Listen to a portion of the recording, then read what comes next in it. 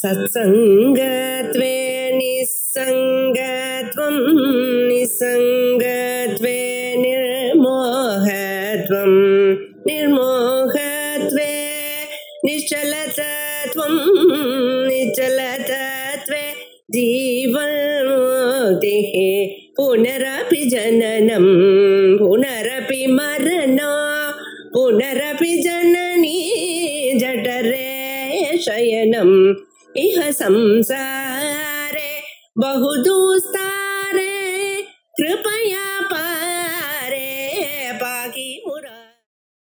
இப்படி ஆனந்த பிரயோகத்தை சொல்லி அதற்கு பிறகு அம்பாளுடைய ஒரு கருணையை சொல்ற. அம்பாள் சத்யா பலத்தை கொடுக்கக்கூடியவள். பரமேஸ்வரனுக்கு ஆசுதோஷின்னு பேர். ஆசுதோஷின்னு சீக்கிரமாகவே சந்தோஷத்தை அடைகிறவர். அப்படிப்பட்டதான அந்த பரமாத்மா பரமேஸ்வரனுக்கு சக்தியா இருக்கக்கூடியதான அம்பாள் அவ்யாஜ கருணாமூர்த்தி, ஒரு வியாஜமும் இல்லாமல் உங்களை காப்பாற்றுவதே ஒரே நோக்கத்தில் இருக்க. அப்படிப்பட்டதான அம்பாளுடைய ஒரு கௌரவமான மிக உயர்ந்ததான தயாமயமான குணத்தை இங்க நமக்கு சொல்றார். பவானிஸ்வம் தாசே மயி விதர திருஷ்டிம் சகருணாம் விதிஸ்தோதும் வாஞ்சம் கதயதி பவானிஸ்வமிதியः ததைவத்வம் தஸ்யை கஸ்மை திசசி நிஜ சாயுஜ்ய பதவி முகுந்த பிரம்மேந்திர ஸ்புட மகுட நிராஜன பதாம் பவானி ஸ்வம் தாசே மயி விதர திருஷ்டிம் சகருணாம். அம்மா பவானி பவனுடைய ஆத்துக்காரியே. பவன்னா பரமேஸ்வரனுக்கு பவாய தேவாய நமஹா அப்படிங்கிறது. பரமேஸ்வரனை ஆராதிக்கிறது ரொம்ப சுலபம். 8 நாமாக்களை சொன்னா போதும்.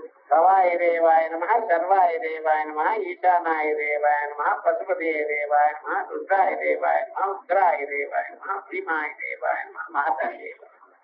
இந்த 8 நாமாக்களை சொல்லி அவருக்கு நமக்கு பிடிச்சதான ஒரு பில்வமோ அல்லது துன்பமோ எது இஷ்டமோ எது இருக்கோ அதை கொடுத்தா வரும். அதை ஐஸ்வர்யத்தை கொடுப்பார் பரமேஸ்வரன். அந்த பரமேஸ்வரன் ஞானத்தையும் நமக்கு கொடுப்பார். ஞானம் மகேஸ்வராதிச்சே அப்படின்னு ஞானத்தையும் கொடுப்பார்.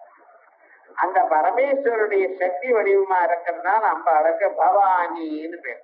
சம்ஸ்கிருதத்துல ஆணுக்கு பிரத்தி, மிருட சப்தத்துக்கு மிருடானி அப்படின்னு வரும். சர்வ சப்தத்துக்கு மேல சர்வாணி அப்படின்னு வரும். அதே போல ஈச சப்தத்துக்கு மேல ஈசானி அப்படின்னு. இது சில பெயர்களை அந்த அவனுடைய சக்தியா இருக்கிறதுனால பவானி அப்படின்னு. பவானி தாசே, அம்மா நான் உனக்கு தாசனா இருக்கேன். என்னிடத்துல மயி விதர திருஷ்டிம் சகருணாம், என்னிடத்துல கருணையோடு கூடினதான தங்களுடைய பார்வையே என் மேல விடுங்க அப்படின்னு பிரார்த்திக்கிறான். வேற வழி இல்லை. என்னத்தான் ட்ரை பண்ணாலும் வாழ்க்கையில முன்னேற முடியல, கஷ்டப்பட்டு இருக்கான். அவன் நம்பாட்டுல இப்படி கேட்கிறான். அம்மா பவானி, உங்களுடைய கடகன் பார்வை என் மேல விழும்படி பண்ணுங்களேன், நான் தாசனா இருக்கேன் அப்படின்னு கேட்கும் பொழுது இப்படி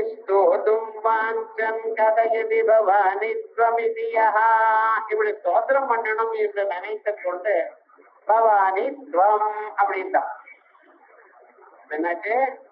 பவானி துவம் தாசே, அம்மா பவானி தாசனான என்னிடத்தில் கருணையான உங்களுடைய பார்வையை என் மேல விடுங்கோ அப்படின்னு கேட்க.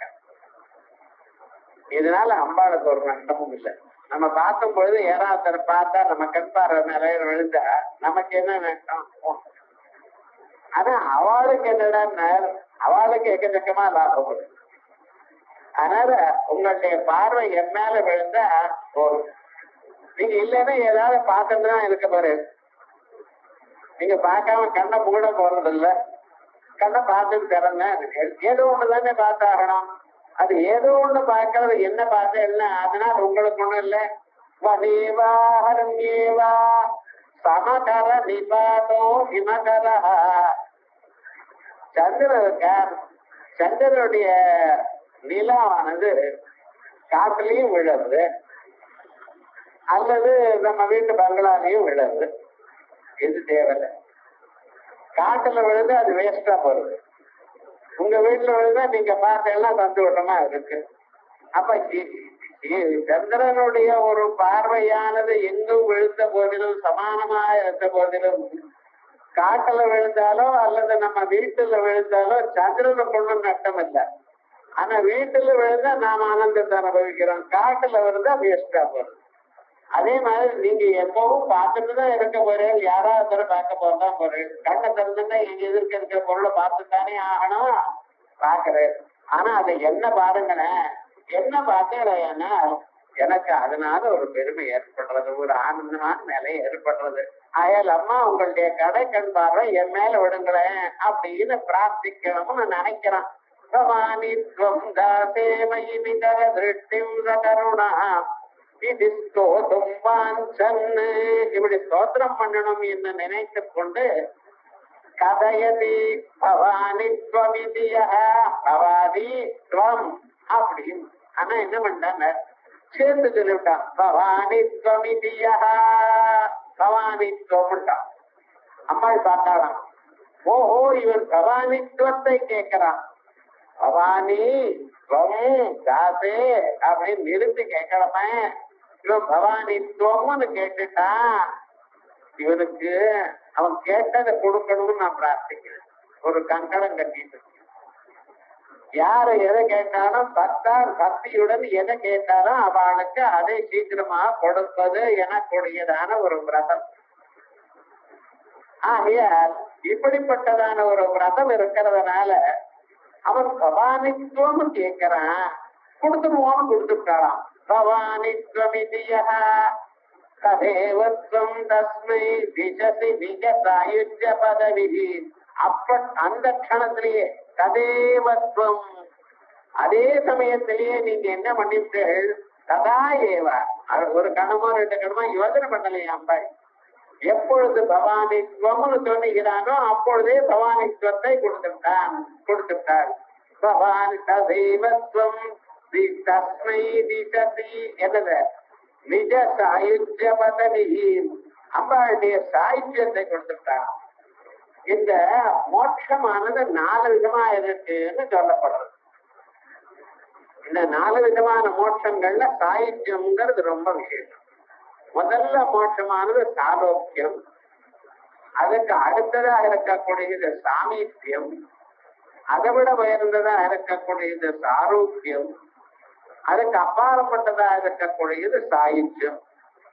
இப்ப யாக யஜ்ஞாதிகள்லாம் பண்ற அவன் அந்த லோகத்துக்கு போற, அவ்வளவுதான். ஸ்வர்காதி லோகத்துக்கு போற, அங்க இந்திர போய் பார்க்க போறாளான்னு ஒண்ணும் கிடையாது. ஸ்வர்கலோகத்துக்கு போற, அங்க போனதுமே அங்க இருக்கிற போகங்கள்லாம் ஏற்படுறது, அவ்வளவுதான். இது சாலோக்கியம். எந்த இந்திரன் எந்த லோகத்துல இருக்காரோ அந்த லோகத்துக்கு போறது, இது கர்மாக்கள்னால ஏற்படுறது.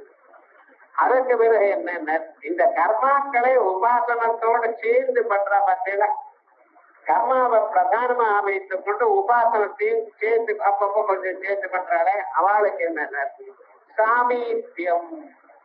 சாமீபியம் அந்த பகவானுக்கு ரொம்ப கிட்ட இருந்துட்டு பண்ணிட்டு இருக்கேன். அந்த லோகத்துல பகவானுக்கு கிட்ட இருந்தா நமக்கு சில பெனிஃபிட்ஸ் எல்லாம் ஒரு மூலியம், அவ்வளவுதான். சாலோக்கியத்துக்கு என்ன விட அதை விட அதிகமான பிரயோஜனங்கள் உண்டு.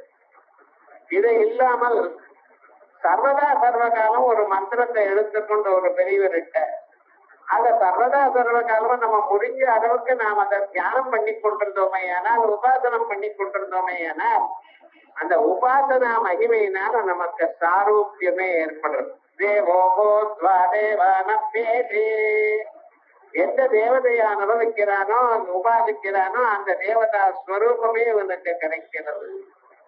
ஆகையால் சாரூக்கியம், சாரூக்கிய புத்தி. வைகுண்டாதி லோகங்கள்ல பக்தால் போனா வைகுண்டநாதருக்கு என்னென்ன உருவம் உண்டோ அதே போல சதுர்புஜம், சங்கம், சக்கரம், கதா அத்தனையும் உண்டவருக்கு அவருக்கு இருக்கிற போகங்கள்லாம் இவாளை கொண்டு, இது ஒரு புக்தி. இப்ப சாலோக்கியம் சொன்னேன், சாரூக்கியம் சொன்னேன், சாமீபியம் சொன்னேன். வேதாந்த வாக்கிய ஜன்ய ஞானத்தினால வரக்கூடியது சாயுஜ்யம், சயுக்தாவம், ஒன்றாக ஆகிவிடுகிறது. அந்த பரமாத்மாவோட பரமாத்மாவாகவே ஆகிவிடுகிறது. இதுதான் சாயுஜ்யம். நிரஞ்சனம் பரமம் சாமியமுபைதே அப்படிங்கிறது. நிரஞ்சனா பரமம் சாமியமுபைதி, மிக உயர்ந்ததான ஒரு சாமிய நிலையை அடைகிறான் அப்படிங்கிறது. இப்படிப்பட்டதான பரமம் சாமியம் இருக்க, அந்த பரமம் சாமியத்தை அப்பால் கொடுத்துருக்காங்க. எப்படி கொடுக்க முடியும்? இது ஞானத்தினால் மட்டும்தானே வரணும். இது உபாதனையினாலேயோ ஒன்றத்தினாலேயோ வரக்கூடியதான ஒரு தத்துவம் இல்லையே. இது கொடுக்கக்கூடியதான பெற்றுக்கொள்ளதான ஒரு தத்துவம் இல்லையே. இது தானா அறிய வேண்டியதான ஒரு தத்துவம் தானே.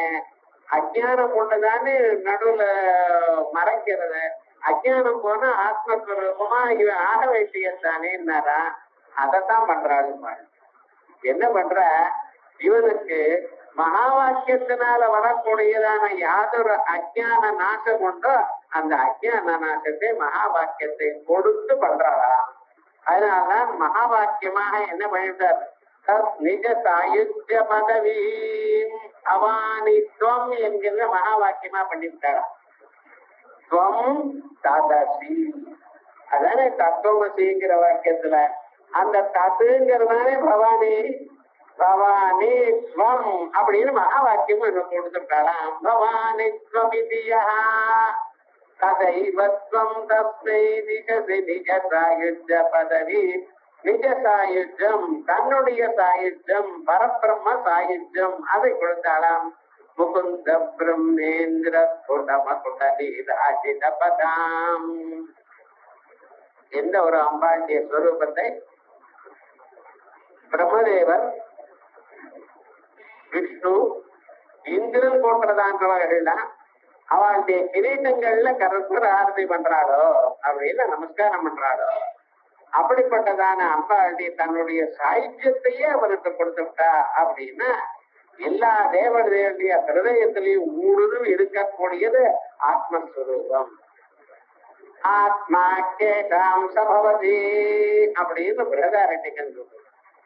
இவளுக்கு தேவாபியஸ்ய நீசம் கத்தும் நீஹதே, தேவதைகளுக்கு கூட அவளுக்கு ஒரு பிரதிபந்தகம் பண்ண முடியாத நிலைக்கு போகிறான். ஆத்மஸ்வரூபமா ஆகிறார். அந்த ஆத்மஸ்வரூபத்தை மகா வாக்கியத்தினால கொடுத்தாராம். இங்க பவானி ஸ்வமிதியாங்கிறது மகா வாக்கியம். தத்துவமசிங்கிற மாதிரி ஸ்வம் ததசி அப்படிங்கிற போல பவானி ஸ்வம்ங்கிறது மகா வாக்கியம். அந்த மகா வாக்கியத்தினுடைய பிரயோஜனம் என்ன ஏற்படுறது? நிஜ சாயுஜ்ய பதவி, தன்னுடைய சாயுஜ்யம். இங்க நிஜ சாயுஜ்யம்னா அம்பாளுடைய சாயுஜ்யம்னு நம்ம சொல்லிட்டு இருக்கோம். அப்படி இல்லை, நிஜ சாயுஜ்யம் தன்னுடைய சாயுஜ்யம். தன்னுடைய சாயுஜ்யம் என்ன? ஆத்மஸ்வரூபத்தோட நான் சரீரமா இருக்கேன், மனசோட இருக்கேன், புத்தியோட இருக்கேன், நான் பிராணமா இருக்கேன் அப்படின்னு நினைத்து கொண்டு அந்தந்த வடிவங்களை தான் என்று கருதி கொண்டிருக்கக்கூடியதான மனிதனுக்கு அப்பா நீ இது இல்ல, நீ இவைகளுக்கு அப்பாற்பட்டதா இருக்கக்கூடியதான யாதொரு ஆத்மஸ்வரூபமோ அதுதான் உன்னுடைய ஸ்வரூபம் என்று அறிந்து கொண்டு அறிக்கும்படி பண்றாளாம். நிஜ சாயுஜ்ய பதவி முகுந்த பிரம்மேந்திர ஸ்புடமகுட நீராஜித பதாம் அப்படின்னு இந்த ஸ்வரூபத்தை சொன்னாரா. இதுதான் அம்பாளுடைய நாமாக்களை சொன்னோமையானால் அந்த பிரம்மத்தினுடைய நாமாக்கள் சர்வதா சர்வகாரம் நம்ம சொல்லிக் கொண்டே இருக்கணும். விஷ்ணு தாஸ்நாமத்துல விஸ்வம் விஷ்ணுர்வஷக்கார, முதல்ல பிரம்மத்தன்ன சொல்றது. விஸ்வஸ்வரூபமா இருக்கக்கூடியதான விராட் புருஷன்னு சொல்றதா.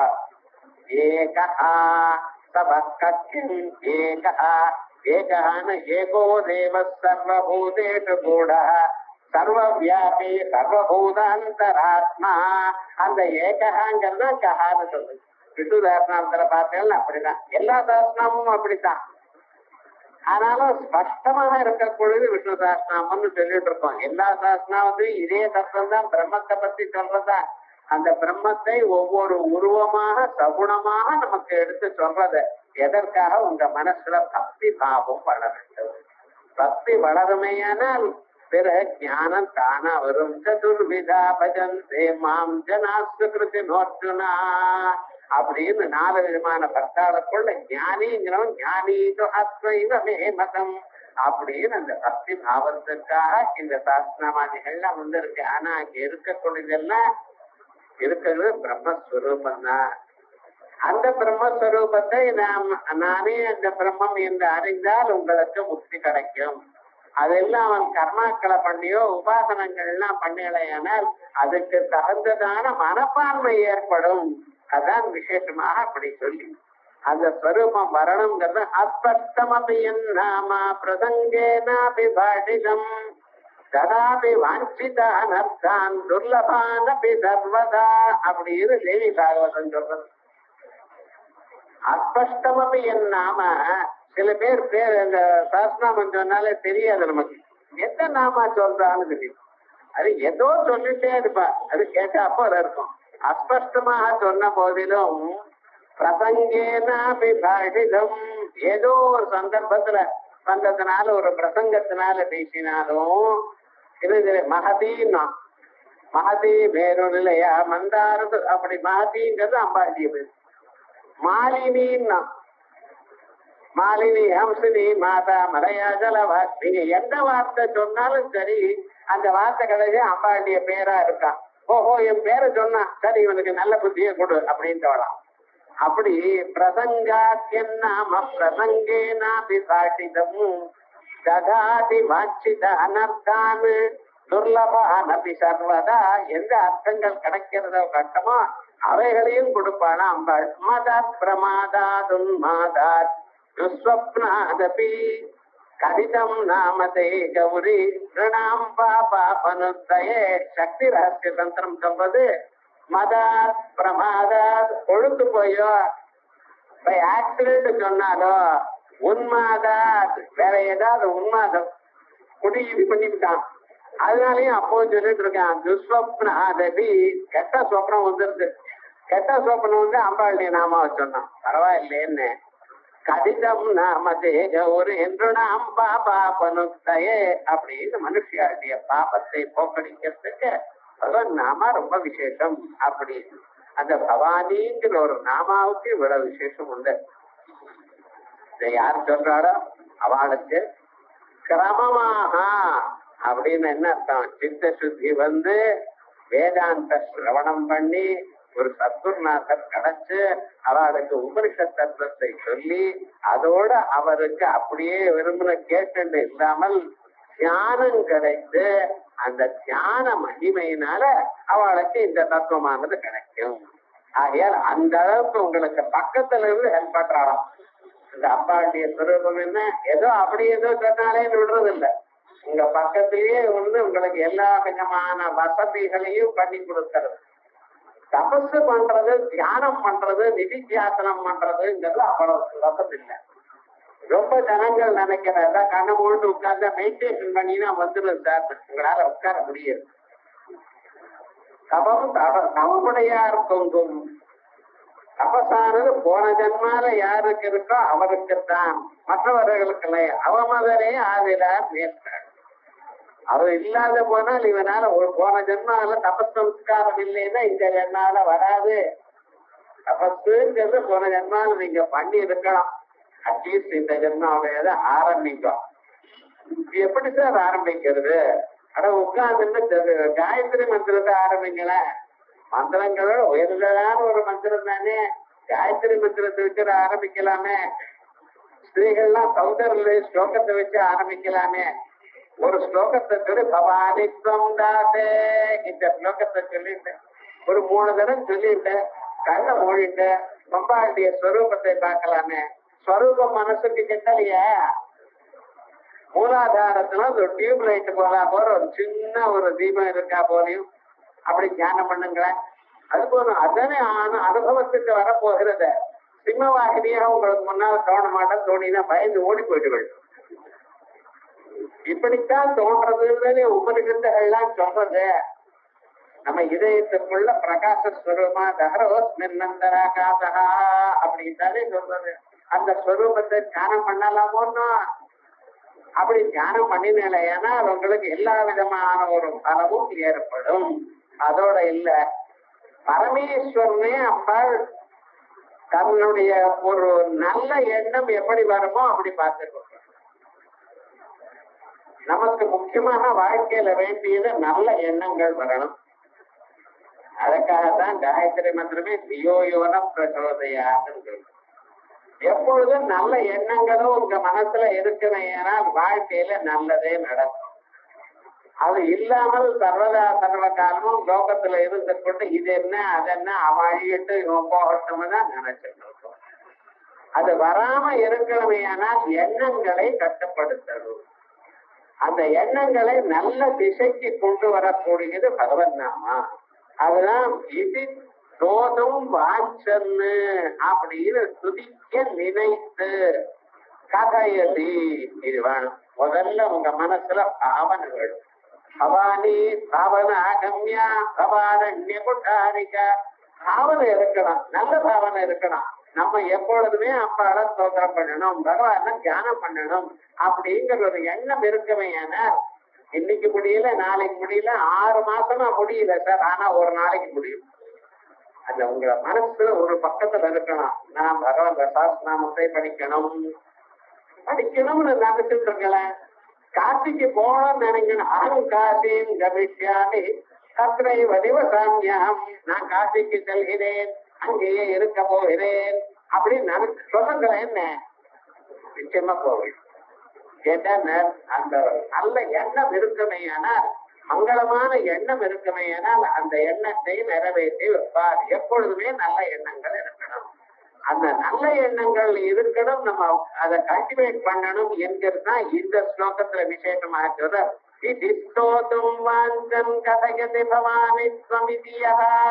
இப்படி யார் நினைக்கிறானோ, நினைத்து கொண்டு அப்படி பவானித்துவம் மட்டும் சொல்றானோ, அடுத்த க்ஷணம் நமக்கு பரப்புகிறது. ஆகையால் இந்த பாவனை இருக்கே, நான் நல்ல வழியில இருக்கணும் எனக்குரியதான எண்ணமே உங்களுக்கு கொண்டு கொடுக்கிறது. இந்த எண்ணமானது நமக்கு இல்ல, பரமேஸ்வரனுடைய இதயத்திலேயே நல்ல எண்ணம் வரும்படி அம்பாள் தான் தூண்டுறாங்க. இருவரை வலிய நெஞ்சை நடுங்கொண்ட கொள்கை நலங்கொண்ட நாயகி நல் அரவன் வடங்கொண்ட அல்குள் பனிமொழி வேத மொழியே அப்படின்னு அபிராம்பட்ட பரமேஸ்வரனையே இறைவர் வலிய நெஞ்சை, பரமேஸ்வரனுடைய மனசுல இருக்கக்கூடியதான எண்ணத்தையே சரி பண்ணி. அப்ப பரமேஸ்வரன் நல்ல எண்ணம் இல்லையான்னு கேட்கப்படாது. அவர் மங்களஸ்வரூபர். அந்த மங்களஸ்வரூபமா இருந்து கொண்டு எல்லோருக்கும் மங்களத்தை கொடுக்கணும் எனக்கூடியதான பாவனையும் அம்பாள் தான் கொடுக்கிறார். அப்படின்னு அம்பாள் அவருக்கே கொடுக்கும் பொழுது நம்மளை கவனிக்க மாட்டாரா? ஆகையால் இந்த ஸ்லோகத்தை தினந்தோறும் நாம் அனுபவித்துக் கொண்டு ஞானம் வருவதற்காக இந்த ஸ்லோகம். இதுக்கு நைவேத்தியம் என்ன சார்? உங்க இஷ்டம். நமக்கு ஞானம் வருது, என்ன இஷ்டம் நமக்கு எது இருக்கோ அதை கொடுங்க. இல்லைன்னா நம் பிருதிவியாத்மனே கந்தங்கல்பயாமி நமஹ போரும்னு பஞ்ச பூஜை பண்ணினாலே போரும். பஞ்ச பூஜைன்னா கந்த தூப தீபாதிகள் மானசிகமாக கொடுத்தாலே போரும். விசேஷமாக அது பண்ணணும் இது பண்ணணும்னு ஒண்ணும் இல்லை, இத பண்ணினாலே போதும். ஆனா உயர்ந்ததான ஒரு பலம் இங்கே பாவனைத்தான் முக்கியம் அப்படின்னு பாவனைக்காக ஒரு ஸ்லோகத்தை சொன்னார். அதற்கு பிறகு அம்பாளுடைய ஒரு கௌரவத்தை